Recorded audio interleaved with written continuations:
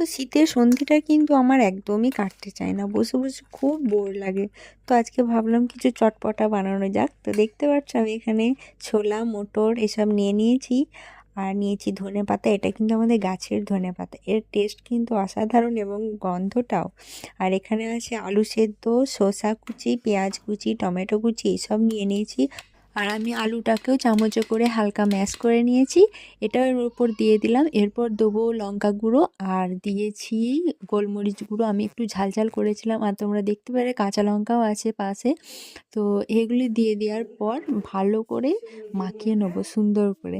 তারপর দেখতে পাচ্ছ একদম চটপটা আমাদের কাছে রেডি। আমার কি বলবো এটাকে, কেমন হয়েছে বেটু?